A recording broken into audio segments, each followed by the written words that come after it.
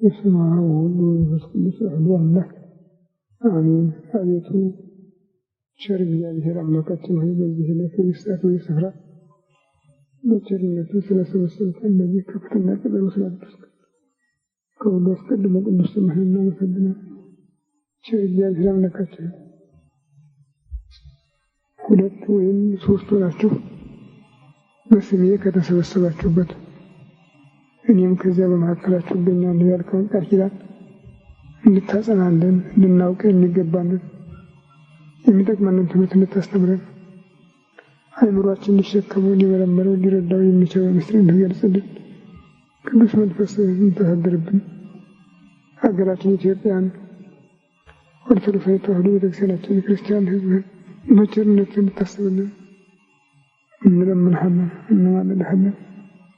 ክብር ምስጋና ለአብ ለወልድ ለመንፈስ ቅዱስ ይሁን ዛሬም ዘወትርም ለዘላለሙ አሜን። አባታችን ሆይ በሰማይ የምትኖር ስምህ ይቀደስ፣ መንግሥትህ ትምጣ፣ ፈቃድህ በሰማይ እንደሆነች እንዲሁ በምድር ትሁን። የዕለት ምግባችንን ዛሬ በደላችንን ይቅር በለን እኛም የበደሉንን ይቅር እንደምንል፣ አቤቱ ወደ ፈተና አታግባን ከክፉ ሁሉ አድነን እንጂ መንግሥት ያንተ ናትና ኃይል ምስጋናም ለዘላለሙ አሜን።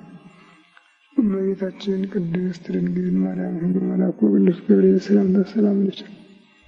በሐሳብሽ ድንግል ነሽ፣ በሥጋሽም ድንግል ነሽ። የአሸናፊው የእግዚአብሔር እናት ሆይ ሰላምታ ላንቺ ይገባሻል። ከሴቶች ተለይተሽ አንቺ የተባረክሽ ነሽ፣ የማኅፀንሽ ፍሬ ኢየሱስ ክርስቶስ ምስጉን አምላክ። ጸጋን የተሞላሽ ደስ ይበልሽ፣ እግዚአብሔር ከአንቺ ጋር ነውና ከተወደደ ልጅሽ ከጌታችን ከመድኃኒታችን ከኢየሱስ ክርስቶስ ምሕረት እንደምኝልን ኃጢአታችንን ያስተሰርይልን ለዘላለሙ አሜን። ኦ ኢየሱስ ክርስቶስ በከመ በሳህሊከ ምሕረትከ ስረይ ኃጢአቴ ወኃጢአተ ኩሉ ሕዝብከ። ጌታዬ ኢየሱስ ክርስቶስ ሆይ እንደ ይቅርታ እንደ ቸርነትህ የእኔንም የሕዝብህንም ኃጢአት አስተስርይ። በማወቅ ባለማወቅ በማሰብ በመፍራት በመናገር የተፈጸመውን ሁሉ እግዚአብሔር ይፍታ። እግዚአብሔር ይባርክልን። ጥር 21 ቀን 1997 ዓመተ ምህረት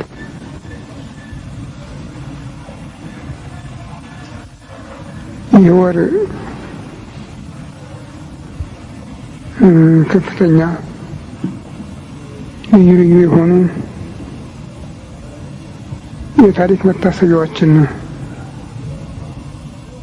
የያዘ ወር ነው። በረጅም ጊዜ ታሪክ የረጅም ጊዜ መታሰቢያ ያለው ነው።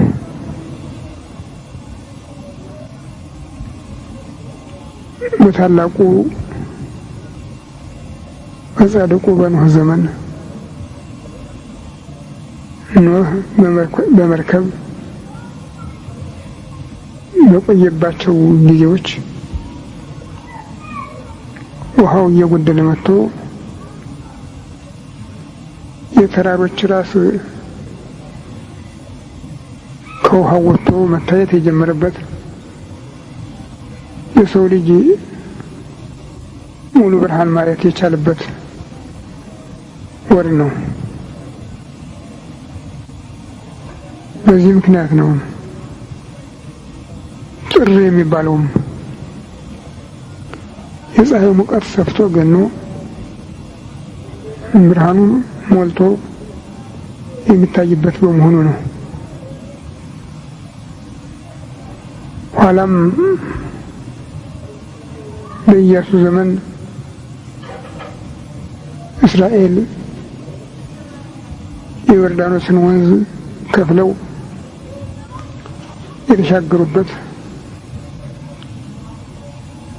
አባታቸው አብርሃም በተቀበለው ተስፋ መሰረት እግዚአብሔር ለአብርሃም በሰጠው ቃል ኪዳን ምክንያት ወደ ተስፋይቱ ሀገር ለመግባት ምድረ ርስታቸውን የረገጡበት ወር ነው። በኋላም ጌታ በታኅሳስ 29 ስለተወለደ ጥር 6 ቀን ህገተሰቦን የፈጸመበት ግዝረትን የተቀበለበት ነው። በ30 ዓመት ዕድሜውም በእደ ዮሐንስ በፈለገ ዮርዳኖስ ተጠምቆ የባህሪ አምላክነቱን የባህሪ ልጅነቱን ከአብ ከመንፈስ ቅዱስ አስመስክሮ የጥምቀትን ውሃ በመቀደስ ለሰው ልጆች ያሰበውን ቤዛነት ሲጀምር ከጥምቀቱ ቀጥሎ ወደ ገዳመ ቆሮንቶስ በመሄድ ሥርዓተ ጾምን የፈጸመበት ጊዜ ነው እና ተደጋግሞ የሥራ መታሰቢያ የተፈጸመበት ነው። ጌታ ሲያስተምር በነበረበት ጊዜም እንደገና ብዙ ሕዝብ ይከተለው ስለነበረ ከሕዝቡ ብዛት የተነሳ ስንቅ በማለቁ 5 እንጀራ አበርክቶ ለ5000 ሰው የመገበበት ይወር ነው። በመጨረሻም እመቤታችን ቅድስት ድንግል ማርያም ከዚህ ዓለም ወደ ዘላለም ዕረፍት የተሸጋገረችበት ወር ነው። እንዳጋጣሚ ዛሬ ዕለቱ ጥር 21 ቀን ሆኗል። አስተርእዮ ይባላል። አስተርእዮ የሚባለው ወቅቱ ነው፣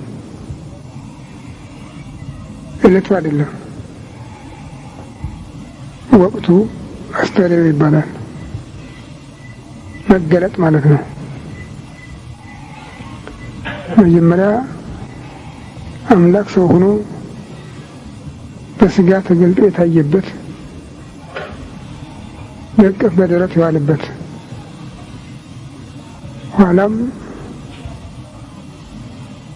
ሰው መስሏቸው እልፍ በሚል ከተላለቁ ሰዎቻቸው እንዳንዱ መስሏቸው ይገመግሙ ለነበሩት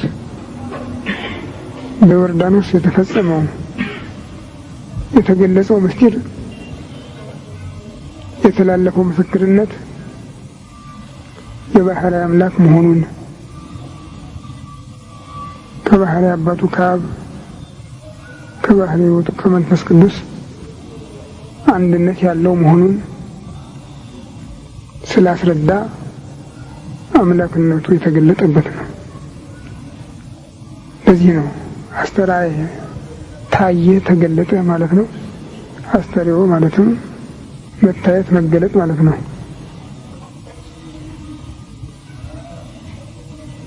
በተለይ ይህንን ቀን አስተርእዮ ብላ የእኛ ቤተክርስቲያን ብዙ ሕዝብ ይጠራዋል እንጂ ቃሉ ከዕለተ ጥምቀት ጀምሮ እስከ ቅበላ ድረስ ያለውን ወቅት የሚያጠቃልል ነው። ያሬድ አስተርአየ ዘኢያስተርይ ኮነ እሙነ አስተርእዮቱ ለመድኃኒነ ክርስቶስ፣ የማይታየው ታየ፣ የማይገለጠው ተገለጠ፣ የመድኃኒታችን የኢየሱስ ክርስቶስ መገለጡ እውነት ሆነ ይላል እና በጥምቀት እንዲሁም በቃና ዘገሊላ ባደረገው ተአምራት አምላክነቱ ስለተገለጠ ወቅቱ ዘመነ አስተርእዮ የመገለጥ ዘመን ይባላል። ሌላው ደግሞ አባ ጽጌ ድንግል የተባሉ ደራሲ የእመቤታችን ክብር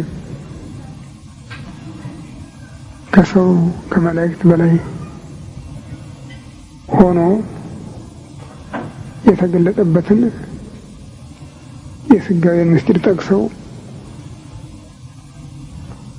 እግዚአብሔር ጽጌ ትንቢት ለቢሶ ሥጋኪ ሥጋ ዚአነ ከመ አስተርአየ በምድረ ተአምረ ለነ የትንቢት አበባ እግዚአብሔር የእኛ አካል የሆነውን ያንቺን አካል ለብሶ በምድር እንደተገለጠልን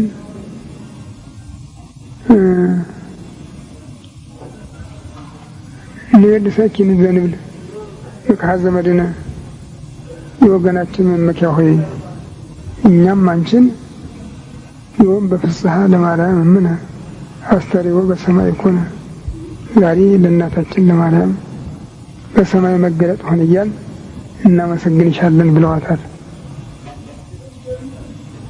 በዕለተ ዕረፍቷ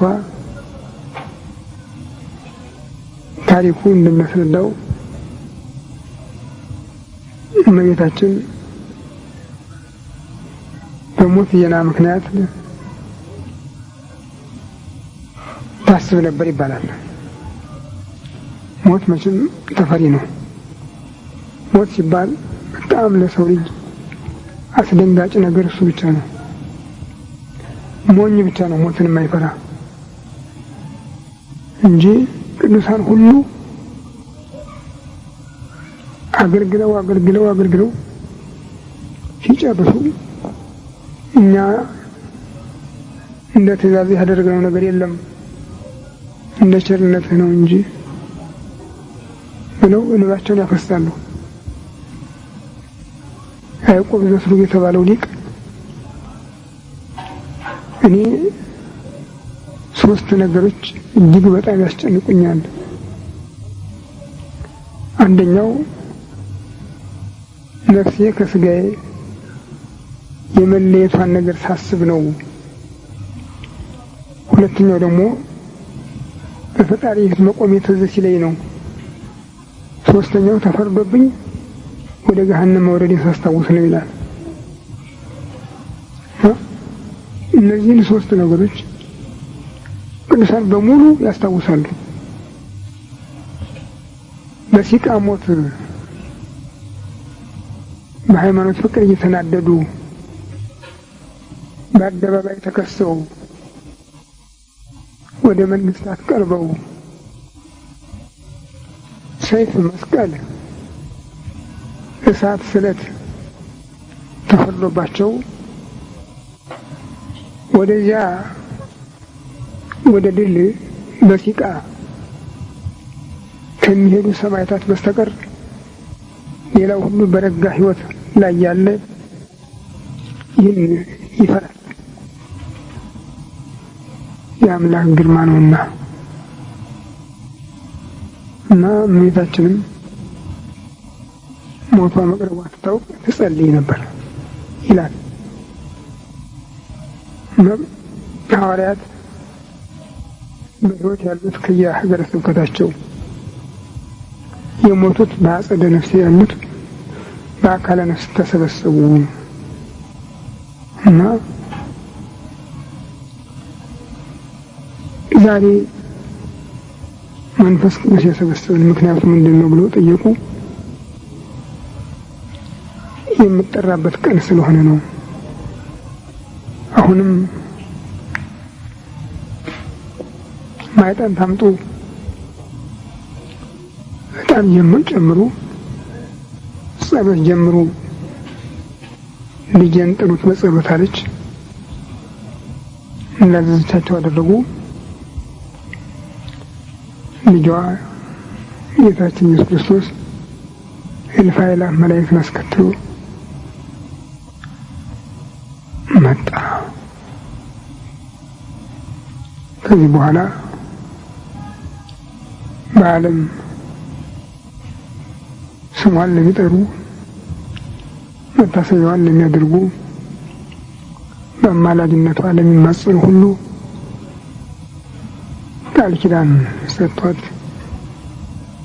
እያነጋገራት ሳለ ነፍሷ ከስጋዋ ተለየች። በእጁ ተቀበላት። ከዚህ በኋላ መላእክት ሁሉ ዳዊት አባቷ ወትቀውም ንግሥት በየማንከ በአልባስ ወርቅ ጽሑፍ ወኅብርት እያለ የሚዘምረውን መዝሙር እየዘመረ ሲቀድምላቸው እነሱም በሊቀ መላእክት በቅዱስ ገብርኤል ብስራት ተፈሥሒ ምልዕተ ጸጋ እግዚአብሔር ምስሌኪ ጸጋን የተሞላሽ እግዚአብሔር ከአንቺ ጋር ነውና ደስ ይበልሽ እያሉ እየዘመሩ ወደ ሰማይ ያሳረጓት ነው የሚል። በዚህ ጊዜ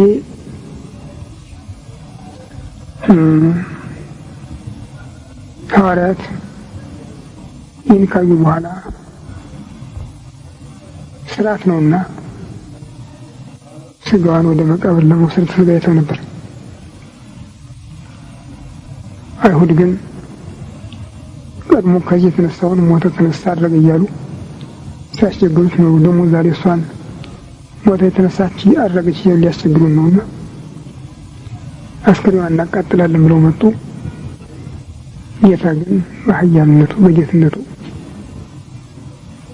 ተረማምዶ ያልጋውን ሸንኮር የጨበጠውን ሰው መልአኩ በረቂቅ ሰይፍ ቀጥቶ አስደነገጣቸው። መላእክት ወስደው በገነት ከዕፀ ሕይወት ስር አሳርፈዋታል።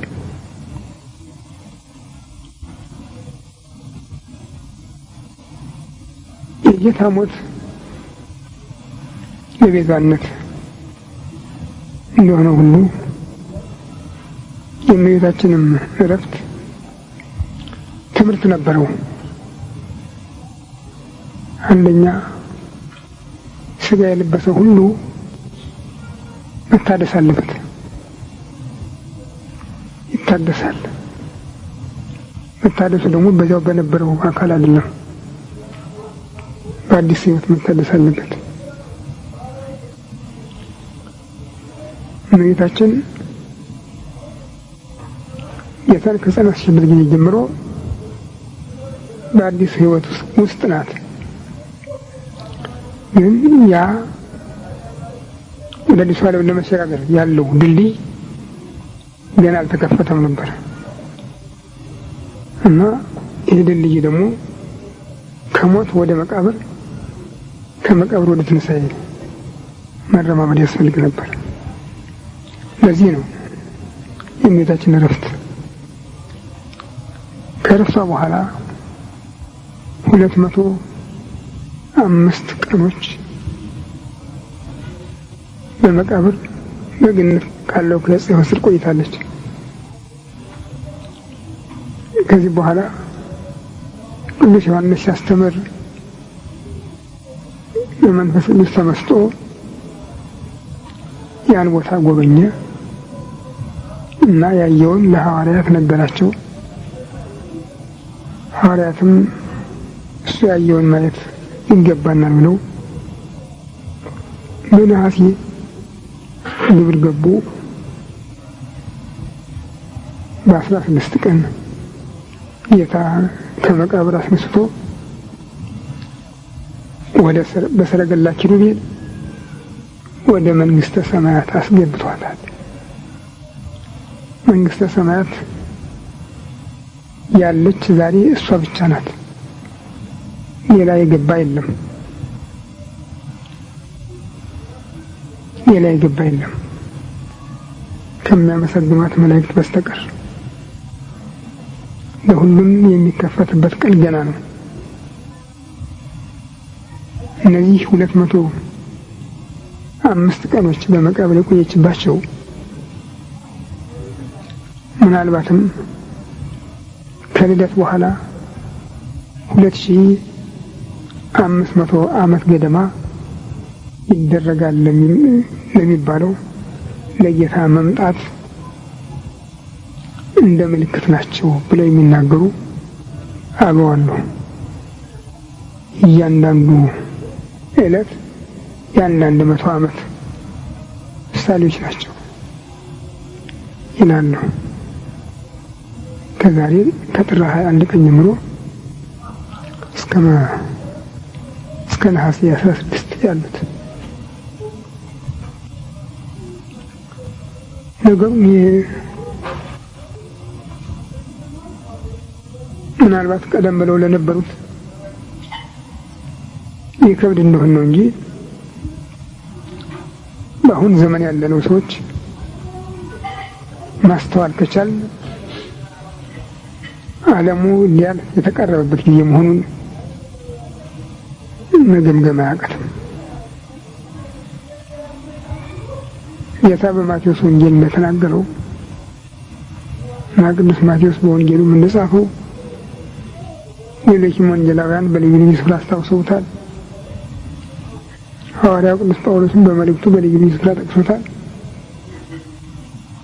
አሁን የሚታየው ነገር ሁሉ ጌታ ስለ መምጣቱ የተናገራቸው ምልክቶች የሚፈጸሙበት ነው። በኖህ ዘመን የነበረው ትውልድ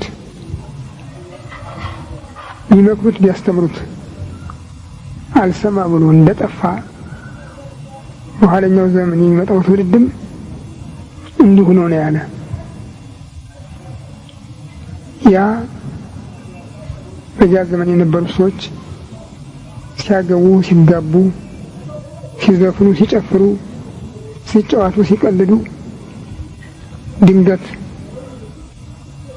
ማያ እንደደረሰባቸው ይህ ትውልድም እንዲሁ ይሆናል ነው የሚል ጌታ። እንዲሁ ይሆናል።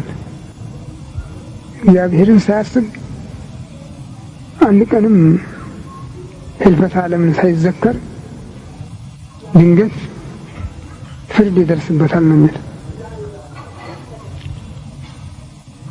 ይህን ለሚያስተውል ሰው ከአሁን ዘመን የበለጠ አስተማሪ የለም። በየጊዜው የሚደረገው በዓለም የሚገለጠው የሚታየው ኃይል ሁሉ አዲስ ነው። አዲስ ነው። ከባድ ጥፋት ነው የሚታየው። ከባድ ጥፋት ነው የሚታየው። በተለይ ዘንድሮ ከታህሳስ ወዲህ በተለይ የሚነገረው ሁሉ ከባድ ነው። ታህሳስ 16 ቀን በደቡብ እስያ ኢንዶኔዥያ በሚባለው ሀገር ተነስቶ እስከ ሶማሌ ድረስ የተነቃነቀውና ወደ 200,000 ህዝብ ያለቀበት ኃይል በአንድ ቀን በአንድ ቅጽበት ከዚህ በፊት በታሪክ ያልታየ ያልተሰማ ያልተነገረ ነው። እንዲሆነ ተብሎ ያልተነገረ ነው። ጦሱም እስካሁን አልበረደም። የሞተው ሰው ቁጥርም እስካሁን ገና አልታወቀም። ውሃው ከውቅያኖስ ወጥቶ የሰፈረበትን ቦታ እስከ ለቀቀ ድረስ ገና እየቀጠለ የሚሄድ ነው። የሚገርማችሁ ደግሞ በዚህ ውስጥ የእግዚአብሔር ኃይል ለጥፋት ብቻ አለመሆኑን እሱ ከፈቀደ ማዳን የሚቻለው መሆኑን የሚያሳዩ ምልክቶች ደግሞ ይታያሉ። በዚያው ሳምንት ከ3 ቀን በኋላ የ4 ቀን ሕፃን ዛፍ ላይ እንደተገኘ ተነግሮ ነበር። አሁን ደግሞ ባለፈው ሳምንት ከወር በኋላ አንድ ሰው በላዩ ላይ ሰፍሮበት የነበረው ውሃ ለቆት ዛፍ ላይ ተንጠልጥሎ ቆይቶ መርከብ ባጠገቡ ሲያልፍ ልብሱን አውለብልቦ ለጃይተው እንዳወጡት እየተነገረ ነው። ታዲያ ይሄ ኃያሉ አምላክ ምን ያህል መስራት እንደሚችል ነው የሚያሳየው። ያም ሆኖ ሰው አሁንም ቢሆን አልተመለሰም። ርቀቱ በየስፍራው እየቀጠለ ነው። አሁን በዚህ ከ3-4 ቀኖች በፊት በህንድ ሀገር አንድ በዓል ለማክበር ተሰብስበው በነበሩ ሰዎች ላይ የተነሳው እሳት ቃጠሎ የ400 ሰዎች ህይወት ነው ያጠፋ። ከተረጋገጡት እና ከሚያጣጥሉት ሌላ እለቱን የጠፉት ከ400 በላይ ነው የሚባለው። ጦርነቱ ታጣቂዎች የሚባሉት በልዩ ልዩ ስፍራ በልዩ ልዩ ሀገር የፈጸሙት አደጋ እየጨመረ ከሚሄድ በስተቀር የቀነሰበት ጊዜ የለም። ሰው በተረጋጋ መንፈስ ተነስቶ ይህን በድሎኛል፣ ይህን አድርጎኛል የማይለውን ወገኑን ዝም ብሎ መጨፍጨፍ፣ ማጥፋት፣ ራሱንም አብሬ እጠፋለሁ ብሎ መወሰን ምን አይምሮ ይባላል? ይሄ ከአውሬነት እንኳን የከፋ ነው ማለት ነው። እንዲህ አይነት ጠባይ የሚታይበት ነው። ምክንያቱም ታዲያ ሃይማኖት አልባ መሆናችን ነው ይህን ያመጣው። ሃይማኖት አልባ ሃይማኖት እንኳን በእግዚአብሔር ስም የሚሰበከው ከዚህ ውጭ የሚነገረው ቢሆን አንዱ ትልቁ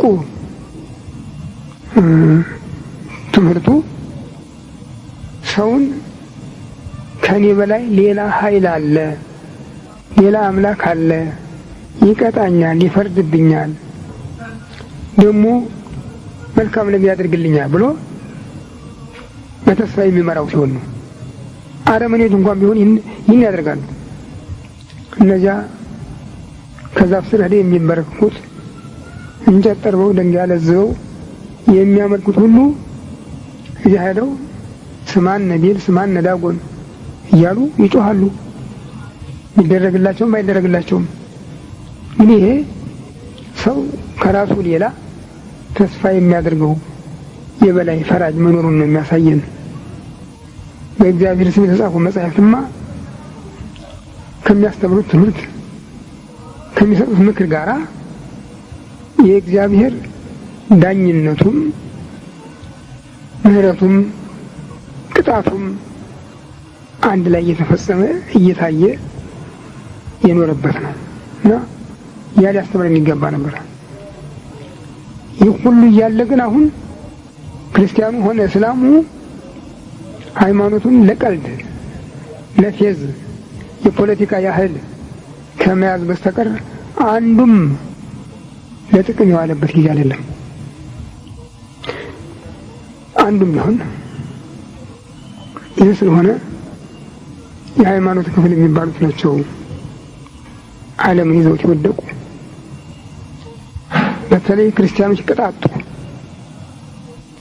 ጨርሶ የእግዚአብሔርን ምሕረት የብልግና ትምህርት አድርገው ነው የቆጠሩት።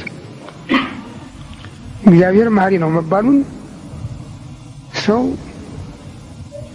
ከእንስሳ በታች እንዲሆን ራሱን ለውርደት እንዲያጋልጥ የኃጢአት መሳሪያ የኃጢአት ባሪያ እንዲሆን አድርጎ እንደፈቀደ አድርገው ነው የቆጠሩትና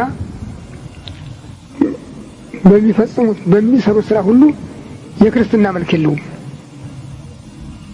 የክርስትና መልክ የለውም። ያው ሆኖ ግን ክርስቲያኖች ነን ይላሉ። የወንጌልን ንባብ ያነበንባሉ፣ እናስተምራለን ይላሉ። ሁሉ ነገር ግን ከስርዓት ውጭ ነው። ታዲያ የሚያስደነግጥ ዘመን ነው። እንጃ እዚያም ድረስ እነዚያ አበው ይደርስ ከነበረው እስከ 500 ዓመት ድረስ እንኳን የሚደርስ መሆኑ ያጠራጥረኛል። በአሁኑ ጊዜ ሳየው በጣም የሚያስቸግር ነው እና ይህ ወር ለብዙዎች የታሪክ መሰረቶች መነሻ ስለሆነ ቤተክርስቲያናችን ሁሉንም በየአይነቱ በየመልኩ ስታዘክርበት ኖራለች። አሁንም ምስሉ አለ። ፍሬ ነገሩ ቢጠፋም ምስሉ አለ። ፍሬ ነገሩ ግን የለም። ሃይማኖቱ እንደሌላው ሁሉ ጠፍቷል።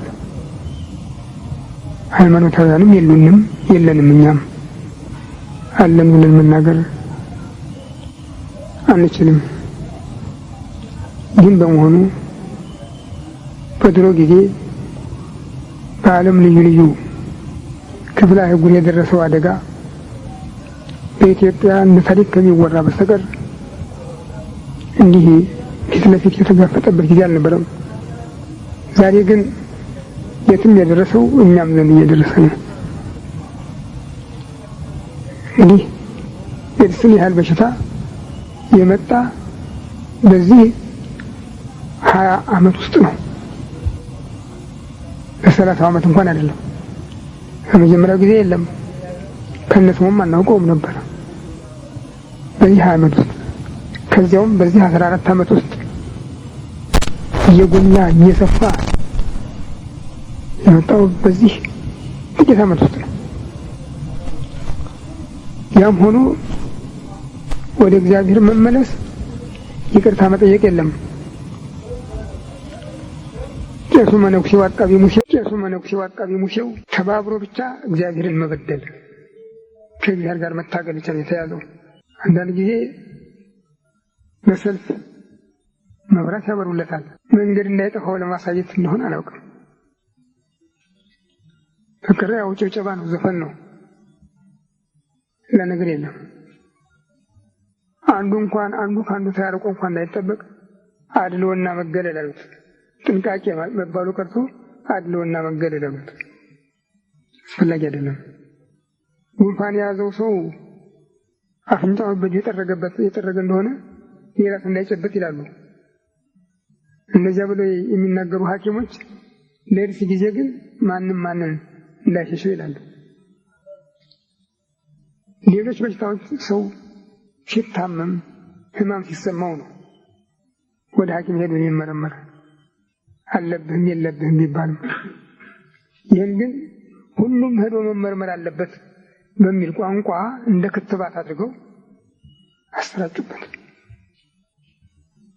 ይህ የሚያሳዝን ነው በእውነት። ክትባት ነው እንጂ የምለው ምርመራ አይደለም። በዚያ ውስጥ ያለው ዕቃ ስንት ነው በጥንቃቄ ያለው? የትኛው ሰራተኛ ነፍስ ይህን ያህል ጥንቁቅ የሆነው? በ85 ዓመተ ምህረት መጨረሻ ላይ ለ86 መግቢያ ዋዜማ ለሶስተኛ ጊዜ ኦፕራሽን ለመሆን ቀርቤ ነበር እና ሐኪሙ ለአስታማሚው በ12 ሰዓት የሚሰጥ መርፌ አዝዞታል። በ2 ሰዓት ተኩል ለኦፕራሽን መቀርብ ነው። ሰራተኛው ረሳ ይህን ነገር እና ከ2 ሰዓት በኋላ መጥቶ ወጋኝ። ቢተውም ጥሩ። ሐኪሙ በ2 ሰዓት ተኩል መጣ። ወደ ኦፕራሽን ክፍል ሄድኩኝ እና ያ እንግዲህ እሱ ያ መድኃኒት ከተላለፈ በኋላ ምን ያህል ደቂቃ እንደሚሰራ ትምህርት አለው። በትምህርቱ መሰረት ነው ማዘዙን እንጂ መፈጸሙን አልተቆጣጠረም። ያንን የመጨረሻውን የማደንዘዣ መርፌ እዚህ ላይ ሲያሰርፈው ግን ይህን አነቀኝ እንደ ገመድ። ሌላ ጊዜ ማደንዘዣው ቀስ በቀስ ነው የሚያደነዝዝ እንጂ እንደዚህ አይደል። ያንነት ግን እንደ ገመድ አንገቴን አነቀኝ በቃ። እና ከዚህ ከአንገቴ በላይ ያለው ሰውነቴ በድን ነው፣ አይሰማም። ከአንገቴ በታች ያለው ደግሞ ሰውነቴ ይንፈራፈራል በጠረጴዛ ላይ። ደንግጦ እንደገና ወዲያውኑ በቅጽበት መመለሻ መርፌ ወጋኝ። ከዛ ቀስ በቀስ ያ እየቀነሰ ሄዶ እስከ 6 ሰዓት ተኩል ድረስ ሐኪሙ አጠገቤ ቆሞ ነበር። በ6 ሰዓት ተኩል ሻይ አዘዘና አምጥቶ ሰጠኝ። ያንን ሻይ ስጎነጭ ደም አስታወቀኝ። ከዚያ በኋላ እንደገና ነፋስ አገኘሁ እና ኦፕራሽኑን ለ3 ወር አስተላለፈ፣ ለ4 ወር አስተላለፈ። ይህ ታዲያ ከሰራተኛው ሴት ጭምር የመጣ ነው። ዛሬ ሰልጥኗል ይባላል እንጂ ሙሉ ተማሪ እንኳን በሌለበት በአሁኑ ጊዜ የትም ቦታ የኤድስ ምርመራ አለ ተብሎ መታችሁ ተመርመሩ የሚባልበት ምክንያት ምንድን ነው? የሚመጣ በግንኙነት ነው፣ በሴትና በወንድ ግንኙነት ነው ብለዋል። ይህ ከሆነ ያልተገናኙ ሰዎች የሚመረመሩበት ምን ምክንያት አለ? ከዚህ ነፃ የሆኑ ሰዎች የሚመረመሩበት ምን ምክንያት አለ? እንደው ዝም ብሎ በነፋስ የሚረጭ ነው ካሉ አንድ ነገር ነው። ያም ደግሞ ህማም ሲሰማው ይመረመር። ግን ሰው እንዳይድን ሰይጣን የመጣው ትምህርት ነው ይሄ። በእውነቱ የሚያሳዝን ነገር ነው። ይህ ሁኔታ ታዲያ ከሃይማኖት በመራቃችን የመጣ ነው። ሃይማኖት ቢኖር ኖሮ በእውነት እኔ በሽተኞች ሁሉ ስጋውን ደሙን በመቀበል ይድኑ ነበር ብዬ ሙሉ በሙሉ አምናለሁ። ያለ መጠራጠር ይድኑ ነበር። ምንም የሚጠፋ ሰው አልነበረም። ግን የለም፣ ቁርባን የለም፣ ጥምቀት የለም። ታዲያ ጳጳሳቶቻችን እንደነ ቅዱስ ጴጥሮስ እምነት ቢኖራቸው ኖሮ በሉ ተሰብሰቡ ብለው አይጸልዩልንም? ምህላ ይዙም? አቅሙ ያልቻለ ቤቱ ቢቀር አቅሙ የቻለ ቀርቦ አይናዘዝም? እግዚአብሔር ምሕረቱን ይከለክላል? አይከለክልም። የታቱ ነው የሚቸገረው። የቀልድ የፖለቲካ ሃይማኖት ሆኖ የሃይማኖት መሪዎች የሃይማኖት አባቶች የተባለ ይወራል። የሃይማኖት አባት ሁለት የለም፣ እንኳን 3 4 ሁለት የለም፣ አንድ ብቻ ነው ያለ። ከምን ታዘዝ ለአበ መንፈስነ ለመንፈሳዊ አባታችን እንድንታዘዝ ተብሎ የታዘዘው ሐዋርያት ጌታን ጸሎት አስተምረን ሲሉት አቡነ ዘበሰማያት በሰማይ ያለ አባታችን በሉ ነው ያለ። አባቶቻችን የሚል ቃል አላስተማረም። ኋላም በምድር ላይ አባት የምትሉት ነገር አይኖራችሁ፣ አባታችሁ አንድ ክርስቶስ ነው ያለ እና በአንድ ሃይማኖት አንድ አባት እንጂ 2-3 አባት የለም። አሁን ግን የፖለቲካ ሃይማኖት ስለሆነ የተፈለሰፈ ነውና የሃይማኖት አባቶች የተባለ ይነገራል። ያውም በክርስቶስ ከክርስቶስ እምነት ውጭ የሆነው ይሁን የራሱ ነው። በክርስቶስ ያሉ ክርስቲያኖች 3-4 ሃይማኖት ይዘው መቅረባቸው አሳፋሪ ነው።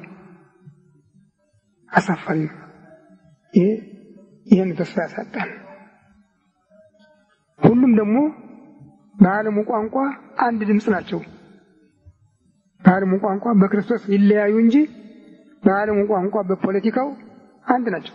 ሁሉም አያገባቸው ገብተው የግብርና ሚኒስቴር ሰራተኞች ይሆናሉ።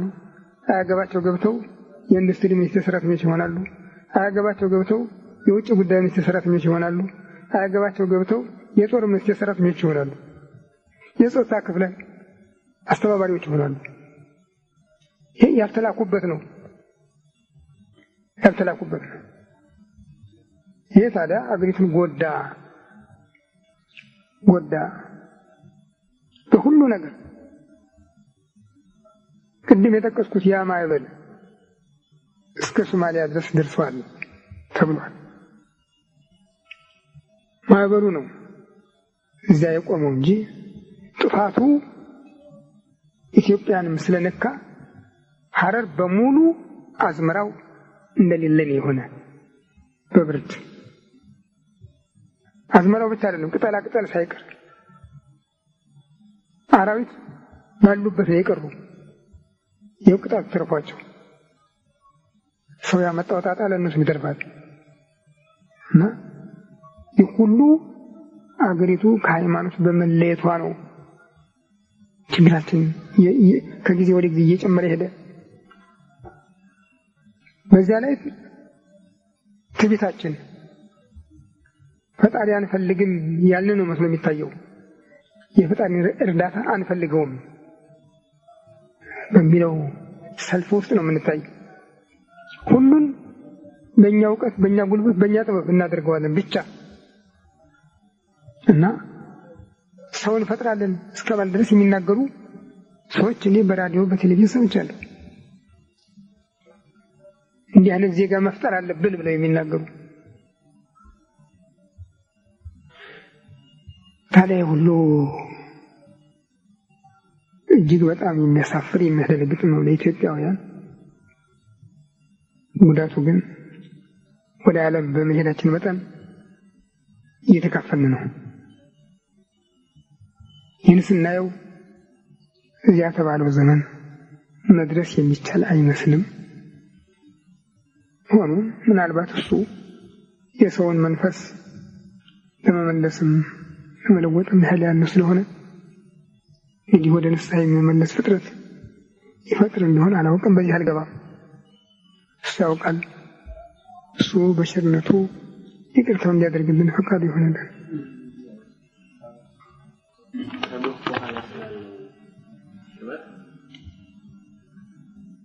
ዳግም የመንግስት ስርዓት ይከነፍ ያለው ሙታን እንላለን። እንደገና ደግሞ የሰው ልጅ በስጋው ከነፍሱ ከተለየች በኋላ ቅድመ እግዚአብሔር ቀርቦ የሚፈረድ ፍርድ እንዳለ ተምረናል እና ሁለት ፍርድ ነው ያለው ማለት እንችላለን ወይስ እንዴት ሰው ከሞተ በኋላ አሁን ቅዱስ ያዕቆብ ዘስሩግ እግዚአብሔር በፈረደበት ጊዜ ማለት ከሞተ በኋላ እንደገና ደግሞ በጸሎት ሃይማኖት ጌታ ሲመጣ የሚፈረድ ፍርድ እንዳለ እንዛዚያለን። በምን ሐዋን ሙታን እኮ ስጋን ይተርል የሚመለከተው ሙታን ነፍስን ሐዋን ነፍስን ነው። ያማ ዳግም የመጽበስባት ይኮንን ሐዋን ሙታንማ የስጋ አይደለም። የስጋ አልቋል። የነፍስ ሞት ነው። የነፍስ ህይወት የነፍስ ሞት ነው። ለሕያዋን ጻድቃን ሊፈርድላቸው በሙታን በኃጥአን ሊፈርድባቸው ይመጣል።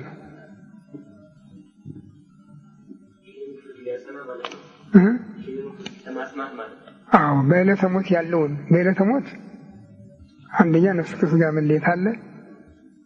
ነፍስ ከስጋ ከተለየች በኋላ በሚጠብቋት መላእክት እንዲሁም በሞቷ ጊዜ የሚላኩ መላእክት አሉ። መላእክተ ብርሃን ስለ ክብሯ፣ መላእክተ ጽልመት ስለ ፍርዷ ይላካሉ። አዲሶችም አንድ እንግዳ ወደ አንድ ሀገር በሚገባበት ጊዜ ተቀባዮች አሉት አይደለም? እንደዚያ አሉት እና በእነዚህ ታጅባ ነው ወደ ጌታ ፊት የምትቀርበው። እነዚያ ሲጠብቁ የኖሩት መላእክት ካስጠበቅከን ጊዜ ጀምሮ ይላሉ ያዩትን የሰሙትን በመጽሐፈ ሕይወት ወይም በመጽሐፈ ፍዳ የተመዘገበውን ዘርዝረው መስክረው የሚገባት ከሆነች እስ እያለ ዛቲ ነፍስ ይችን ነፍስ ዋጋዋን ስጣት ብለው ግን አንተ ባወክ ይላሉ። ኮንና ዛቲ ነፍስ ፍርዷን ስጣት አንተ ባወክ ብለው እነሱ ይጨርሳሉ። በዚህ ጊዜ ነው እንግዲህ ቦታ የሚወሰነው። ይችን ሰው ይችን ነፍስ ይላል ስለ በጎቹ ሲናገር፣ ኋላ ነፍሷን ከስጋዋ አዋህጄ ፍጹም መንግስተ ሰማያትን እስካወርሳት ድረስ የምትጎበኛቸው ሀገሮች አሉ። ገሃነመ እሳትን መንግስተ ሰማያትን ሶስት ቀን ትጎበኛለች። በገነት አምሯት ይላል። ይችን ነፍስ ኋላ ፍጹም ፍርድ ፈርጄ እንደሷ ካሉ ጋራ ወደ ገሃነም እስክትወርድ ድረስ በሲኦል ትቆይ ብሎ አሁን ለጻድቃንም ለኃጥአንም የመቆያ ቦታዎች ናቸው ያሉ እስከ ዕለተ ምጽአት። ምክንያቱም ስጋ አልተነሳም። ስጋ በመቃብር ነው ያለ። የመጨረሻው ፍርድ ሁለቱም አንድ ሆነው ነው የሚቀበሉት ነፍስና ስጋ እንጂ በተለያየ አይደለም። ይሄ ፍርድ እንግዲህ በዕለተ ምጽአት እሱ በሚመጣበት ጊዜ ቅዱስ ጳውሎስ በተሰሎንቄ መልእክቱ እንደጠቀሰው ያን ጊዜ ሁሉም በቅዱስ ሚካኤል ቀስቃሽነት ይቀሰቀሳሉ። ስራቸው እየመራቸው በየስፍራው በቀኝ በግራ ያቆማቸዋል። በማቴዎስ ወንጌል እንደተጻፈውም ባለቤቱ ብራብ አብልታችሁኛል፣ ብጠማ ጠጥታችሁኛል ብሎ የሚፈርድላቸውን እናንተ አባቴ ዓለም ሳይፈጠር ወዳዘጋጀላችሁ ክብር ግቡ ይላቸዋል። እነዚያንም ይህን አላደረጋችሁምና የተረገማችሁ ስለሆናችሁ ለሰይጣንና ለመልእክተኞቹ ነው የሚል። ለእናንተ አይደለም የሚለው። ለሰይጣንና ለመልእክተኞቹ ለተዘጋጀው ወደ ዘላለም እሳት ሄዱ ብሎ ይፈርዳል። ለሰው ገሃነም አልተዘጋጀም። ሰው በፈቃዱ ነው ወደ ገሃነም የሚሄድ እንጂ ገሃነም ተዘጋጀው ለመጀመሪያው አመፀኛ ለዲያብሎስ ነው። ግን እሱን የሚያገለግሉ ሁሉ ይገቡበታል እና ለሰይጣንና ለመልእክተኞቹ ወደ ተዘጋጀው ወደ ዘላለም እሳት ይሄዳሉ ይላል። ይሄ ነው እንግዲህ ኮነን ሕያዋን ወሙታን የሚያሰኘው። ያ የመጀመሪያ ነው፣ በመቆየው ባለንበት ጊዜ የሚሆን ነው። አሁን ሁሉም ቅዱሳንም በገነት ኃጥአንም በሲኦል ስለሆኑ መንግስተ ሰማያት የገባች እመቤታችን ብቻ ናት፣ ሌላ የለም። እሷ ተነስታለች፣ አድርጋለች። ከትንሣኤ በኋላ የሚወረስ ጸጋ ስለሆነ ነው። እኛ ግን ትንሣኤ ሙታን ትንሣኤ ዘጉባኤን ስለምንጠብቅ ሁሉም ያዎች አፈሩን ለብሰን እንጠብቃለን ጊዜያችንን።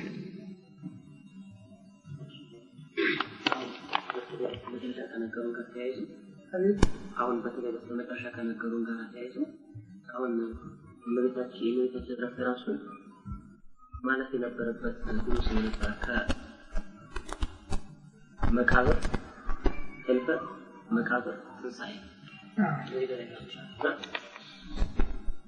እነ ኤልያስ እንኳን ሳይቀር ይህንን ሂደት ማለፍ ስለሚኖርባቸው አምላካችን በሰወራቸው ሁሉ መጥተው ይህን ደረጃ እንደሚያልፉ ተምረናል።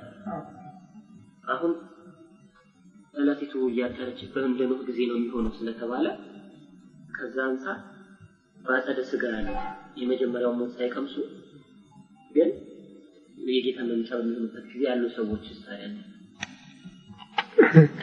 ጌታ ሲመጣ እኮ ሰው የለም፣ በዓለም ሰው የለም። እንዲያውም የቁጥር መጽሐፍ እንደሚያስረዱት 20 ዓመታት ዓለም ባዶ ነው የሚል 20 ዓመታት። ከነዚህ የመጀመሪያው ክፍል ዝናብና ነፋስ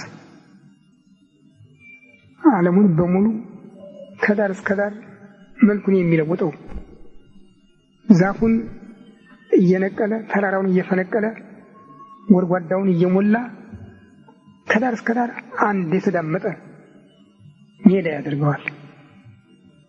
ከዚህ በኋላ ባህር የለም፣ ጎድጓዳ መሬት የለም፣ ተራራ የለም እና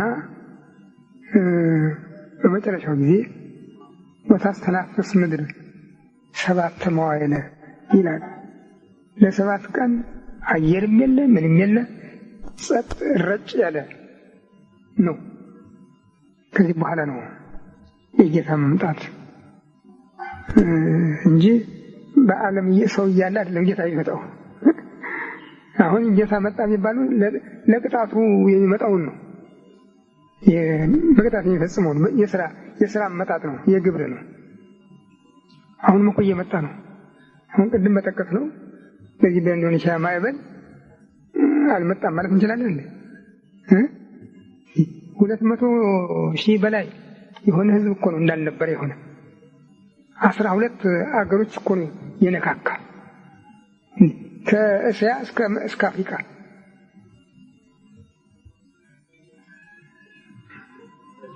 ዮሐንስ ራእይ ከበሩ ጋራ 1000 ዓመት ይነግሳል የተባለው ይሄ 1000 ዓመት ታዲያ ምን ነው? 1000 ዓመት የሚለው ከዚህ 2000 ዓመት አንዱ ሺህ ክርስትና ቢያንስም ቢበዛም ቀጥ ብሎ ይሰበክ የነበረበት ጊዜ ነው። ከዚያ ወዲህ ግን ክርስትና የለም። የክርስትና ሃይማኖት ዝብርቅርቅ ባለ መልኩ ነው ያለ። ያችን 1000 ዓመት የምትባለው የነበረች ከዚያ ወዲህማ ሰይጣን ከስራት የተፈታበት ነው።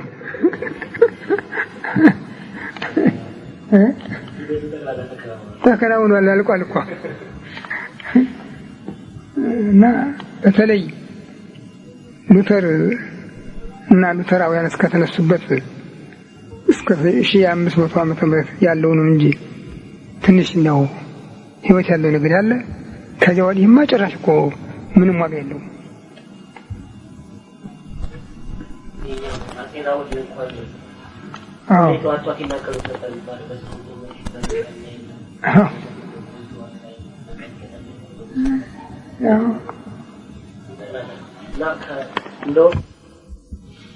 ሃይማኖቱ እያደር እንዳልነበረ እየሆነ የሄደበት ጊዜ ነው። አሁን በተለይ ይሄ 30 ዓመት እኮ የኛ ህይወት እኮ አይደለም በእውነት።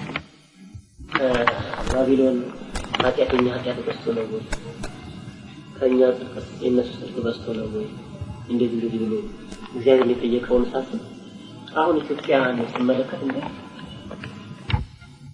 ነገር እኮ በርግጥ እስራኤል ቢበዛ ቢያንስ ኃጢአተኞች ነበሩ፣ ከሃዲዎች አልነበሩም። እኛ እኮ ከሃዲያን ጭምር እኮ ነው። የኛ ችግራችን እኮ ነው። አሁን ኃጢአት እኮ ለሚያስቸግረን እኛ ነው፣ ክህደቱ ነው ያስቸግረን። በየተሰለፍንበት የነበረውን ስርዓት ነው የምናፈርሰው፣ እግዚአብሔርን ነው የምንክድ።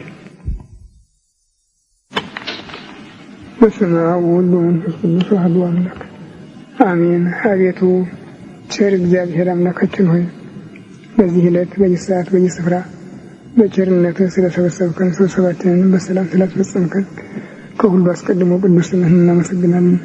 ቸር እግዚአብሔር አምላካችን ሆይ እስከ ዓለም ፍጻሜ እኔ ከእናንተ ጋር ነኝ ብለሃልና እንዳትለየን፣ እንዳትርቀን፣ እንድትታደገን፣ እንድትጠብቀን ከመከራ ሥጋ ከመከራ እንድትሰውረን ሀገራችን ኢትዮጵያን ኦርቶዶክስ ተዋሕዶ ቤተክርስቲያናችን ክርስቲያን ሕዝብህን በቸርነት እንድታስብልን ነው። ወልኪ እናያመከ ባልከው ቃል ኪዳን መሰረት እናትህን ለእኛ ያደራ እናት እኛን ለእናቱ ያደራ ልጆች አድርገህ ሰጥተሃልና ይህን ቃል ኪዳን እንድታጸናልን በቅድስት ድንግል እናትህ አማላጅነት ኃጢአታችንን ይቅር እንድትለን ጸሎታችንን እንድትቀበለን እኛንም ሀገራችንንም ከጥፋት እንድታድንልን እንለምንሃለን፣ እንማልልሃለን። ክብር ምስጋና ለአንተ ለቸር አባትህ ለመንፈስ ቅዱስ ይሁን ዛሬም ዘወትርም ለዘላለሙ አሜን። አባታችን ሆይ በሰማይ የምትኖር ስምህ ይቀደስ፣ መንግሥትህ ትምጣ፣ ፈቃድህ በሰማይ እንደሆነች እንዲሁ በምድር ትሁን። የዕለት ምግባችንን ዛሬ ስጠን፣ በደላችንን ይቅር በለን እኛም የበደሉንን ይቅር እንደምንል። አቤቱ ወደ ፈተና አታግባን፣ ከክፉ ሁሉ አድነን እንጂ መንግሥት ያንተ ናት፣ ኃይል ምስጋናም ለዘላለሙ አሜን። እመቤታችን ቅድስት ድንግል ማርያም በመልአኩ በቅዱስ ገብርኤል ሰላምታ ሰላም እንልሻለን። በሐሳብሽ ድንግል ነሽ፣ በሥጋሽም ድንግል ነሽ። የአሸናፊው የእግዚአብሔር እናት ሆይ ሰላምታ ላንቺ ይገባሻል። ከሴቶች ተለይተሽ አንቺ የተባረክሽ ነሽ፣ የማኅፀንሽ ፍሬ ኢየሱስ ክርስቶስ ምስጉን አምላክ ነው። ደስ ያለሽ ጸጋን የተመላሽ እመቤቴ ሆይ እግዚአብሔር ከአንቺ ጋር ነውና ደስ ይበልሽ። ከተወደደ ልጅሽ ከጌታችን ከመድኃኒታችን ከኢየሱስ ክርስቶስ ምሕረትን ለምኝልን፣ ኃጢአታችንን ያስተሰርይልን ለዘላለሙ አሜን። ሰላም ለኪ እንዘንሰግድ ለኪ ማርያም ምን ላስተውቋል ማርያም አዊ ተማህፀን ነቢት በእንታና ምት የጭነው ምድረና ድንግል ወለ ሰበተ ጉልበትን ማርያም ድንግል ወላዲተ አምላክ በሆነ ሲልግን ታሰን ሲሆነከም ዳን ስመረ ማማላ አመቱ ነው የሚሰጥሩኝ ሁሉ ስለሆነ ይታየኛል። ወሳይበኝ ለትለት ለሊሰሙ ወራይ ለምራይ ወበረሙ እንደያደርጋል ونسأتهم الحجرا ونبتهم ويذهم ونكوبا وأقوم ونكوبا لرهما وفنهم ولاقوم ونمولا وفلوك ونسليك ونسكر سيد زيرهم لا بين لا برهم ونزل وسقلانا سبحات لا وولهم ونصب بلانا ولا نمالا وعلى من ذكر الجل ولا رفهم لكم من سالفا مهرد ونه سعيا نفسا يسرع فنسا እመቤታችን ቅድስት ድንግል ማርያም ሆይ ዘወትር ስለ ኃጥአን ሁሉ በምታቀርቢው በአማላጅነትሽ እኛንም ሀገራችንንም እንድታስቢልን መሐሪ ተወልደ ተዘከር ኪዳኔ ብለሽ በምታቀርቢው በአማላጅነትሽ እንድትጸልይልን እንድትማልጅልን በልጅሽ በሞቱ በሕማሙ በመስቀሉ ተማጽነን እንለምንሻለን እንማልድሻለን። ቸር እግዚአብሔር አምላካችን ሆይ የእናት ልመና ጌታ ያስመልስም አንገት ያስቀልስም ነውና በእናትህ አማላጅነት ኃጢአታችንን ይቅርነት ጸሎታችንን ተቀበለን እኛንም ሀገራችንን ከጥፋት እንድታድንልን እንለምንሃለን እንማልድሃለን። ክብር ምስጋና ለአንተ ለቸር አባትህ ለመንፈስ ቅዱስ ይሁን ዛሬም ዘወትርም ለዘላለሙ አሜን። አባታችን ሆይ በሰማይ የምትኖር ስምህ ይቀደስ መንግሥትህ ትምጣ ፈቃድህ በሰማይ እንደሆነ የዕለት ምግባችንን ዛሬ ስጠን በደላችንንም ይቅር በለን እኛም የበደሉንን ይቅር እንደምን አቤቱ ወደ ፈተና አታግባን ከክፉ ሁሉ አድነን እንጂ መንግሥት ያንተ ናት ኃይል ምስጋናም ለዘላለሙ አሜን። እመቤታችን ቅድስት ድንግል ማርያም በመልአኩ በቅዱስ ገብርኤል ሰላምታ ሰላም እልሻለሁ በሐሳብሽ ድንግል ነሽ በሥጋሽም ድንግል ነሽ የአሸናፊው የእግዚአብሔር እናት ሆይ ሰላምታ ላንቺ ይገባሻል። ከሴቶች ሁሉ ተለይተሽ አንቺ የተባረክሽ ነሽ የማኅፀንሽ ፍሬ ኢየሱስ ክርስቶስ ምስጉን አምላክ ነው።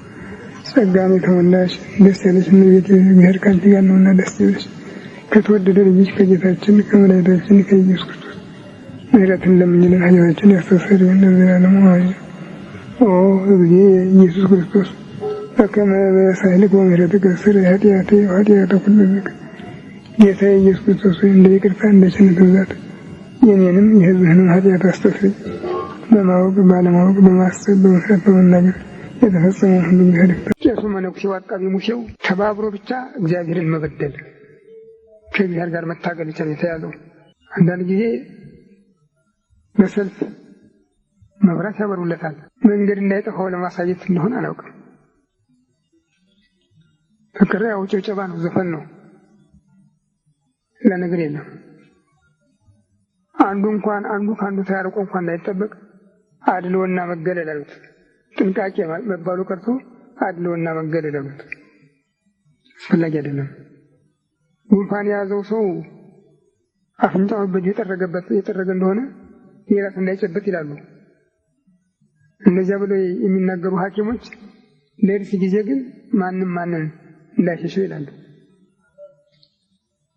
ሌሎች በሽታዎች ሰው ሲታመም ሕማም ሲሰማው ነው ወደ ሐኪም ሄዶ የሚመረመር አለብህም የለብህም ቢባልም፣ ይህን ግን ሁሉም ሄዶ መመርመር አለበት በሚል ቋንቋ እንደ ክትባት አድርገው አሰራጩበት። ይሄ የሚያሳዝን ነው በእውነት።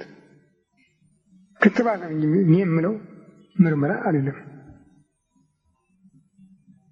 በዚያ ውስጥ ያለው ዕቃ ስንት ነው በጥንቃቄ ያለው? የትኛው ሰራተኛ ነፍስ ይህን ያህል ጥንቁቅ የሆነው? በ85 ዓመተ ምህረት መጨረሻ ላይ ለ86 መግቢያ ዋዜማ ለሶስተኛ ጊዜ ኦፕራሽን ለመሆን ቀርቤ ነበር እና ሐኪሙ ለአስታማሚው በ12 ሰዓት የሚሰጥ መርፌ አዞታል። በ2 ሰዓት ተኩል ለኦፕራሽን መቀርብ ነው። ሰራተኛው ረሳ ይህን ነገር እና ከ2 ሰዓት በኋላ መጥቶ ወጋኝ። ቢተውም ጥሩ። ሐኪሙ በ2 ሰዓት ተኩል መጣ። ወደ ኦፕራሽን ክፍል ሄድኩኝ እና ያ እንግዲህ እሱ ያ መድኃኒት ከተላለፈ በኋላ ምን ያህል ደቂቃ እንደሚሰራ ትምህርት አለው። በትምህርቱ መሰረት ነው ማዘዙን እንጂ መፈጸሙን አልተቆጣጠረም። ያንን የመጨረሻውን ለማደንዘዣ መልክ እዚህ ላይ ሲያሰርፈው ግን ይህን አነቀኝ እንደ ገመድ።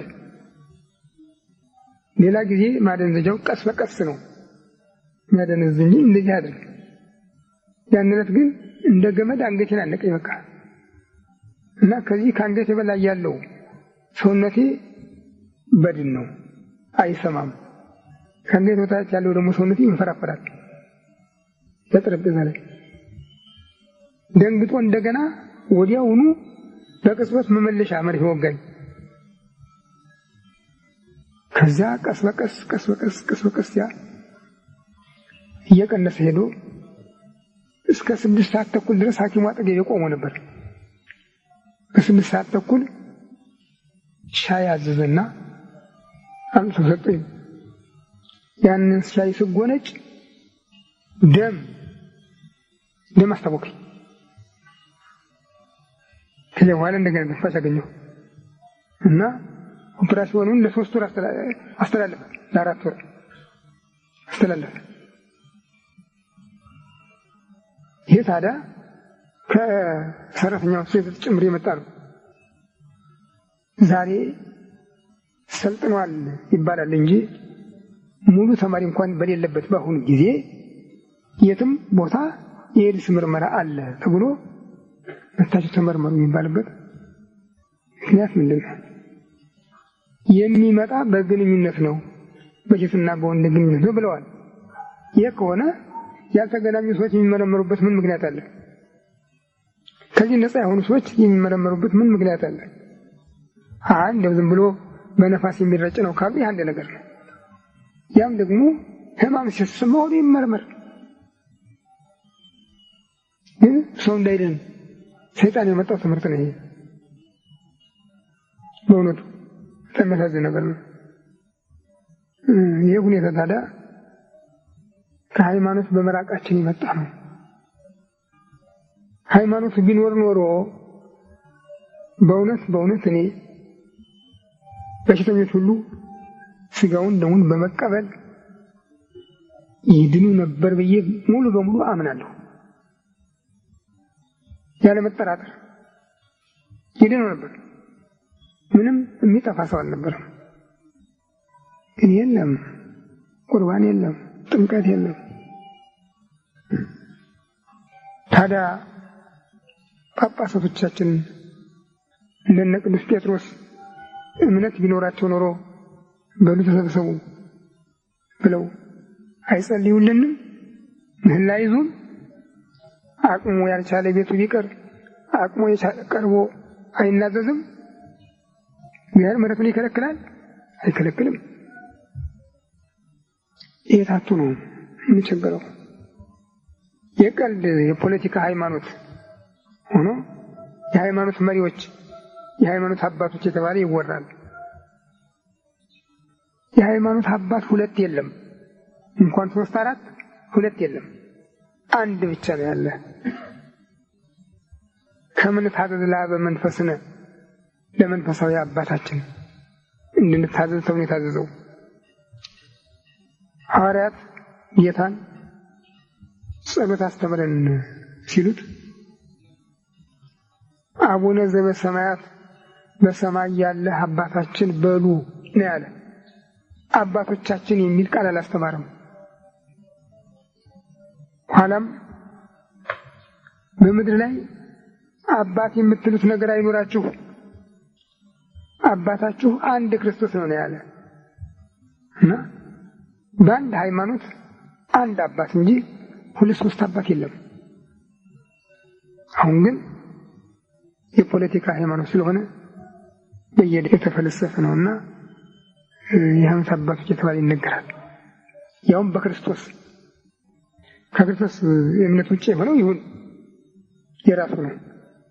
በክርስቶስ ያሉ ክርስቲያኖች 3 4 ሃይማኖት ይዘው መቅረባቸው አሳፋሪ ነው። ይህን ተስፋ ያሳጣል። ሁሉም ደግሞ በዓለሙ ቋንቋ አንድ ድምፅ ናቸው። በዓለሙ ቋንቋ በክርስቶስ ይለያዩ እንጂ በዓለሙ ቋንቋ በፖለቲካው አንድ ናቸው። ሁሉም አያገባቸው ገብተው የግብርና ሚኒስቴር ሰራተኞች ይሆናሉ። አያገባቸው ገብተው የኢንዱስትሪ ሚኒስቴር ሰራተኞች ይሆናሉ። አያገባቸው ገብተው የውጭ ጉዳይ ሚኒስቴር ሰራተኞች ይሆናሉ። አያገባቸው ገብተው የጦር ሚኒስቴር ሰራተኞች ይሆናሉ። የጾታ ክፍለ አስተባባሪዎች ይሆናሉ። ይሄ ያልተላኩበት ነው። ይሄ ታዲያ አገሪቱን ጎዳ በሁሉ ነገር። ቅድም የጠቀስኩት ያ ማዕበል እስከ ሶማሊያ ድረስ ደርሷል ተብሏል። ማዕበሉ ነው እዚያ የቆመው እንጂ ጥፋቱ ኢትዮጵያንም ስለነካ ሐረር በሙሉ አዝመራው እንደሌለን የሆነ በብርድ አዝመራው ብቻ አይደለም፣ ቅጠላ ቅጠል ሳይቀር አራዊት ባሉበት የቀሩ የቅጣት ተርፏቸው ሰው ያመጣው ጣጣ ለእነሱ ይደርባል። እና ይህ ሁሉ አገሪቱ ከሃይማኖት በመለየቷ ነው ችግራችን ከጊዜ ወደ ጊዜ እየጨመረ ሄደ። በዚያ ላይ ትዕቢታችን ፈጣሪ አንፈልግም ያልን ነው መስሎ የሚታየው። የፈጣሪ እርዳታ አንፈልገውም በሚለው ሰልፍ ውስጥ ነው የምንታየው። ሁሉን በእኛ እውቀት፣ በእኛ ጉልበት፣ በእኛ ጥበብ እናደርገዋለን ብቻ እና ሰውን ፈጥራለን እስከባል ድረስ የሚናገሩ ሰዎች እኔ በራዲዮ በቴሌቪዥን ሰምቻለሁ።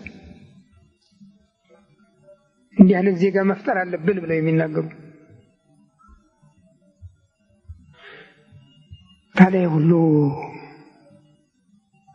እጅግ በጣም የሚያሳፍር የሚያስደነግጥ ነው ለኢትዮጵያውያን።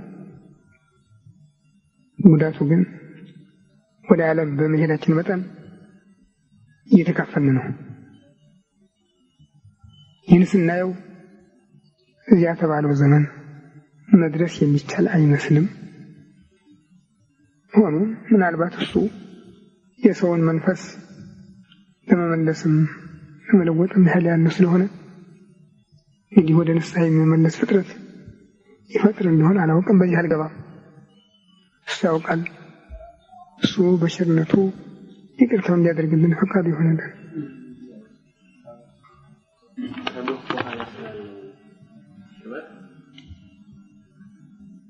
ዳግም የመዝረ ስርዓት ይገኛል ያለው ሙታን እንላለን። እንደገና ደግሞ የሰው ልጅ በስጋው ከነፍሱ ከተለየች በኋላ ቅድመ እግዚአብሔር ቀርቦ የሚፈረድ ፍርድ እንዳለ ተምረናል። እና ሁለት ፍርድ ነው ያለው ማለት እንችላለን ወይስ እንዴት? ሰው ከሞተ በኋላ አሁን ቅዱስ ያዕቆብ ዘስሩግ እግዚአብሔር በቆምኩኝ ጊዜ ማለት ከሞተ በኋላ እንደገና ደግሞ በጸሎት ሃይማኖት ጌታ ሲመጣ የሚፈረድ ፍርድ እንዳለ እንጸልያለን። በምን ሐዋርያ ሙታን እኮ ስጋን ብቻ አይደለም የሚመለከተው፣ ሙታነ ነፍስን ሕያዋነ ነፍስን ነው። ያማ ዳግም የመጽወት ይኮንን ሕያዋነ ሙታንማ የስጋ አይደለም። የስጋ አልቋል። የነፍስ ሞት ነው። የነፍስ ሕይወት የነፍስ ሞት ነው። ለሕያዋን ጻድቃን ሊፈርድላቸው፣ በሙታን በኃጥአን ሊፈርድባቸው ይመጣል።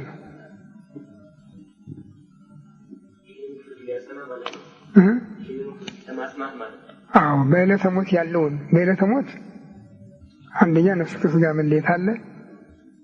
ነፍስ ከስጋ ከተለየች በኋላ በሚጠብቋት መላእክት እንዲሁም በሞቷ ጊዜ የሚላኩ መላእክት አሉ። መላእክተ ብርሃን ስለ ክብሯ፣ መላእክተ ጽልመት ስለ ፍርዷ ይላካሉ። አዲሶችም አንድ ሰው አንድ እንግዳ ወደ አንድ ሀገር በሚገባበት ጊዜ ተቀባዮች አሉት አይደለም? እንደዚያ አሉት እና በእነዚህ ታጅባ ነው ወደ ጌታ ፊት የምትቀርበው። እነዚያ ሲጠብቁ የኖሩት መላእክት ካስጠበቅከን ጊዜ ጀምሮ ይላሉ ያዩትን የሰሙትን በመጽሐፈ ሕይወት ወይም በመጽሐፈ ፍዳ የተመዘገበውን ዘርዝረው መስክረው የሚገባት ከሆነች እስ እያለ ዛቲ ነፍስ ይችን ነፍስ ዋጋዋን ስጣት ብለው ግን አንተ ባወክ ይላሉ። ኮንና ዛቲ ነፍስ ፍርዷን ስጣት አንተ ባወክ ብለው እነሱ ይጨርሳሉ። በዚህ ጊዜ ነው እንግዲህ ቦታ የሚወሰነው።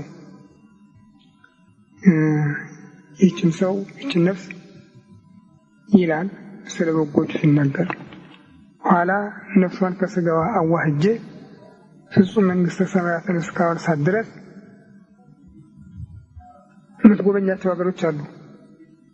ገሃነመ እሳትን መንግሥተ ሰማያትን ሶስት ቀን ትጎበኛለች። በገነት አምሯት ይላል። ይህችን ነፍስ ኋላ ፍጹም ፍርድ ፈርጄ እንደሷ ካሉ ጋራ ወደ ገሃነም እስክትወርድ ድረስ በሲኦል ትቆይ ብሎ አሁን ለጻድቃንም ለኃጥአንም የመቆያ ቦታዎች ናቸው ያሉ እስከ ዕለተ ምጽአት። ምክንያቱም ስጋ አልተነሳም፣ ስጋ በመቃብር ነው ያለ። የመጨረሻው ፍርድ ሁለቱም አንድ ሆነው ነው የሚቀበሉት፣ ነፍስና ስጋ እንጂ በተለያየ አይደለም። ይሄ ፍርድ እንግዲህ በዕለተ ምጽአት እሱ በሚመጣበት ጊዜ ቅዱስ ጳውሎስ በተሰሎንቄ መልእክቱ እንደጠቀሰው ያን ጊዜ ሁሉም በቅዱስ ሚካኤል ቀስቃሽነት ይቀሰቀሳሉ። ስራቸው እየመራቸው በየስፍራው በቀኝ በግራ ያቆማቸዋል። በማቴዎስ ወንጌል እንደተጻፈውም ባለቤቱ ብራብ አብልታችሁኛል፣ ብጠማ ጠጥታችሁኛል ብሎ የሚፈርድላቸውን እናንተ አባቴ ዓለም ሳይፈጠር ወዳዘጋጀላችሁ ክብር ግቡ ይላቸዋል። እነዚያንም ይህን አላደረጋችሁምና የተረገማችሁ ስለሆናችሁ ለሰይጣንና ለመልእክተኞቹ ነው የሚል። ለእናንተ አይደለም የሚለው፣ ለሰይጣንና ለመልእክተኞቹ ለተዘጋጀው ወደ ዘላለም እሳት ሂዱ ብሎ ይፈርዳል። ለሰው ገሃነም አልተዘጋጀም። ሰው በፈቃዱ ነው ወደ ገሃነም የሚሄድ እንጂ ገሃነም ተዘጋጀው ለመጀመሪያው አመፀኛ ለዲያብሎስ ነው። ግን እሱን የሚያገለግሉ ሁሉ ይገቡበታል እና ለሰይጣንና ለመልእክተኞቹ ወደ ተዘጋጀው ወደ ዘላለም እሳት ይሄዳሉ ይላል። ይሄ ነው እንግዲህ ኮነን ሕያዋን ወሙታን የሚያሰኘው። ያ የመጀመሪያ ነው፣ በመቆየው ባለንበት ጊዜ የሚሆን ነው። አሁን ሁሉም ቅዱሳንም በገነት ኃጥአንም በሲኦል ስለሆኑ መንግሥተ ሰማያት የገባች እመቤታችን ብቻ ናት፣ ሌላ የለም። እሷ ተነስታለች፣ ታድርጋለች። ከትንሣኤ በኋላ የሚወረስ ጸጋ ስለሆነ ነው። እኛ ግን ትንሣኤ ሙታን ትንሣኤ ዘጉባኤን ስለምንጠብቅ ሁሉም ያዎች አፈሩን ለብሰን እንጠብቃለን ጊዜያችንን።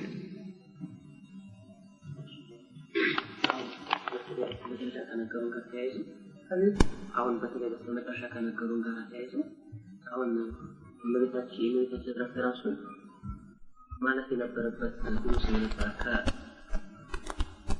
ከመቃብር ህልፈት፣ መቃብር፣ ትንሣኤ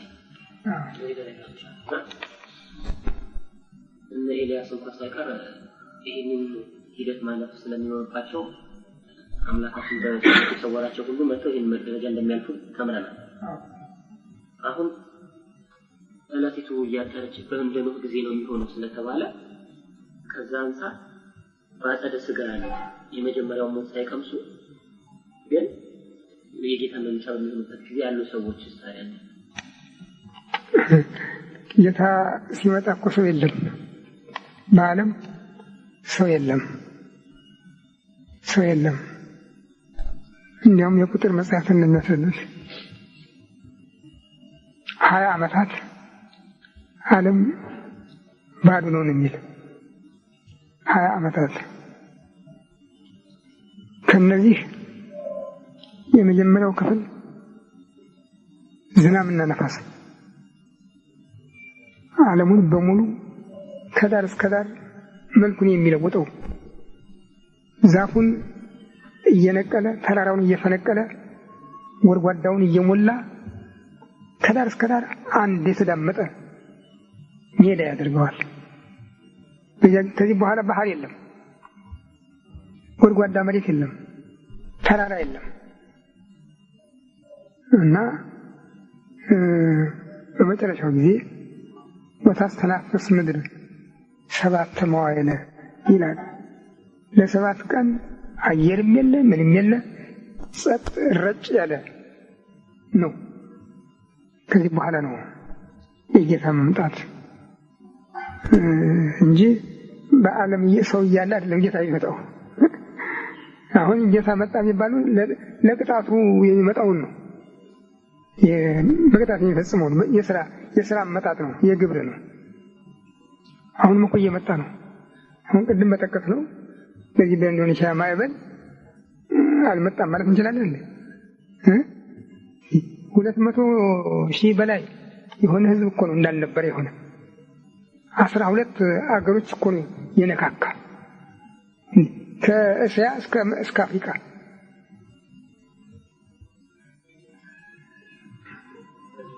ዮሐንስ ራእይ ከበጉ ጋራ 1000 ዓመት ይነግሳል የተባለው ይሄ 1000 ዓመት ታዲያ ምን ነው? 1000 ዓመት የሚለው ከዚህ 2000 ዓመት 1000 ክርስትና ቢያንስም ቢበዛም ቀጥ ብሎ ይሰበክ የነበረበት ጊዜ ነው። ከዚያ ወዲህ ግን ክርስትና የለም። የክርስትና ሃይማኖት ዝብርቅርቅ ባለ መልኩ ነው ያለ። ያቺ ናት 1000 ዓመት የምትባለው የነበረች። ከዚያ ወዲህማ ሰይጣን ከስራት የተፈታበት ነው።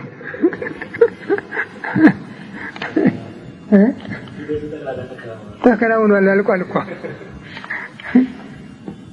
እና በተለይ ሉተር እና ሉተራውያን እስከተነሱበት እስከ 1500 ዓመተ ምህረት ያለው ነው እንጂ ትንሽ ነው ህይወት ያለው ነገር ያለ። ከዚያ ወዲህማ ጭራሽ እኮ ምንም ዋጋ የለውም።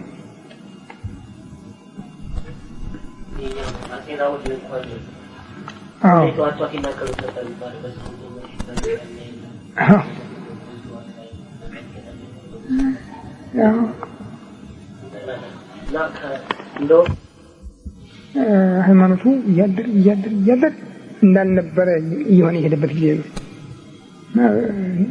አሁን በተለይ ይሄ 30 ዓመት እኮ የኛ ህይወት እኮ አይደለም በእውነት። ባቢሎን ኃጢአተኛ ኃጢአት በስቶ ነው ወይ ከኛ ጽድቅ የነሱ ጽድቅ በስቶ ነው ወይ እንደዚህ ብሎ እግዚአብሔር የጠየቀውን ሳስብ አሁን ኢትዮጵያን ስመለከት ነገር እኮ በርግጥ እስራኤል ቢበዛ ቢያንስ ኃጢአተኞች ነበሩ፣ ከሃዲዎች አልነበሩ። እኛ እኮ ከሃዲያን ጭምር እኮ ነው። የኛ ችግራችን እኮ ነው። አሁን ኃጢአት እኮ ለሚያስቸግረን እኛ ነው፣ ክህደቱ ነው ያስቸግረን። በየተሰለፍንበት የነበረውን ስርዓት ነው የምናፈርሰው፣ እግዚአብሔርን ነው የምንክድ። በስመ አብ ወወልድ ወመንፈስ ቅዱስ አሐዱ አምላክ አሜን። አቤቱ ቸር እግዚአብሔር አምላካችን ሆይ በዚህ ዕለት በዚህ ሰዓት በዚህ ስፍራ በቸርነትህ ስለሰበሰብከን ስብሰባችንን በሰላም ስላስፈጸምከን ከሁሉ አስቀድሞ ቅዱስ ስምህን እናመሰግናለን። ቸር እግዚአብሔር አምላካችን ሆይ እስከ ዓለም ፍጻሜ እኔ ከእናንተ ጋር ነኝ ብለሃልና እንዳትለየን፣ እንዳትርቀን፣ እንድታድገን፣ እንድትጠብቀን ከመከራ ሥጋ ከመከራ እንድትሰውረን ሀገራችን ኢትዮጵያን ኦርቶዶክስ ተዋሕዶ ቤተክርስቲያናችንን ክርስቲያን ሕዝብህን በቸርነት እንድታስብልን ነው። አወልኪ እናያመከ ባልከው ቃል ኪዳን መሰረት እናትህን ለእኛ ያደራ እናት እኛን ለእናቱ ያደራ ልጆች አድርገህ ሰጥተሃልና ይህን ቃል ኪዳን እንድታጸናልን በቅድስት ድንግል እናትህ አማላጅነት ኃጢአታችንን ይቅር እንድትለን ጸሎታችንን እንድትቀበለን እኛንም ሀገራችንንም ከጥፋት እንድታድንልን እንለምንሃለን፣ እንማልድሃለን። ክብር ምስጋና ለአንተ ለቸር አባትህ ለመንፈስ ቅዱስ የሚሆን ዛሬም ዘወትርም ለዘላለሙ አሜን። አባታችን ሆይ በሰማይ የምትኖር ስምህ ይቀደስ፣ መንግሥትህ ትምጣ፣ ፈቃድህ በሰማይ እንደሆነች እንዲሁ በምድር ትሁን። የዕለት ምግባችንን ዛሬ ስጠን፣ በደላችንን ይቅር በለን እኛም የበደሉንን ይቅር እንደምንል፣ አቤቱ ወደ ፈተና አታግባን ከክፉ ሁሉ አድነን እንጂ መንግሥት ያንተ ናት። ኃይል ምስጋናም ለዘላለሙ አሜን። እመቤታችን ቅድስት ድንግል ማርያም በመልአኩ በቅዱስ ገብርኤል ሰላምታ ሰላም እንልሻለን። በሐሳብሽ ድንግል ነሽ፣ በሥጋሽም ድንግል ነሽ። የአሸናፊው የእግዚአብሔር እናት ሆይ ሰላምታ ላንቺ ይገባሻል። ከሴቶች ተለይተሽ አንቺ የተባረክሽ ነሽ። የማኅፀንሽ ፍሬ ኢየሱስ ክርስቶስ ምስጉን አምላክ ነው። ደስ ያለሽ ጸጋን የተመላሽ እመቤቴ ሆይ እግዚአብሔር ከአንቺ ጋር ነውና ደስ ይበልሽ። ከተወደደ ልጅሽ ከጌታችን ከመድኃኒታችን ከኢየሱስ ክርስቶስ ምሕረትን ለምኝልን፣ ኃጢአታችንን ያስተሰርይልን ለዘላለሙ አሜን። ሰላም ለኪ እንዘንሰግድ ለኪ ማርያም ምን እናስተውቋል ማርያም አዊ ተማህፀን ነቢት ቤንታና ምት የጭን ነው ምድረ ነው ድንግል ወለ ሰበተ ጉዞተና ማርያም ድንግል ወለደች ነበር ነው ሲል ታሰነ ሲሆነ ከደነ ስለዚህ ማማላ አመቱ ነው የሚሰጥሩኝ ሁሉ ነገር ይደረጋል وفاعلون ثلاث الليل يسلموا وقول حيلا من لا يكون برمون الناس ونسلكم الحجرا من أبتهم ويزمون نكبر وأقوم ونكبر لهم وفنهم ولاقوم ونمولا وفوقوا لثلاث وجهزك سيد ذكرهم لا بين لا برها ونزل وسقلا سبحات لا وهلهم وصبح لا ولا نمال وعلى من ذكر الجل ولا لسان نقم من ثالثا مهدد وله صحيحا نقفل يسرع جفنه እመቤታችን ቅድስት ድንግል ማርያም ሆይ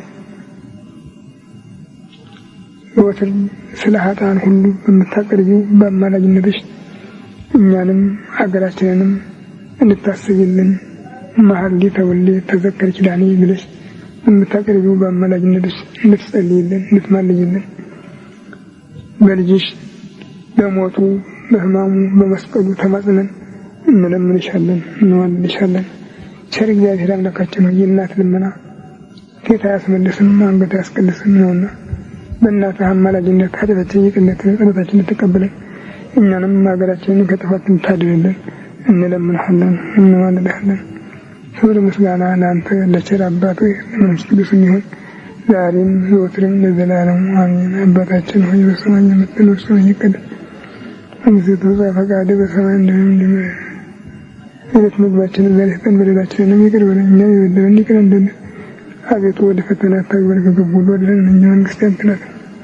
ኃይል ምስጋናም ለዘላለሙ አሜን። እመቤታችን ቅድስት ድንግል ማርያም በመልአኩ በቅዱስ ገብርኤል ሰላምታ ሰላም እንልሻለን። በሐሳብሽ ድንግል ነሽ፣ በሥጋሽም ድንግል ነሽ።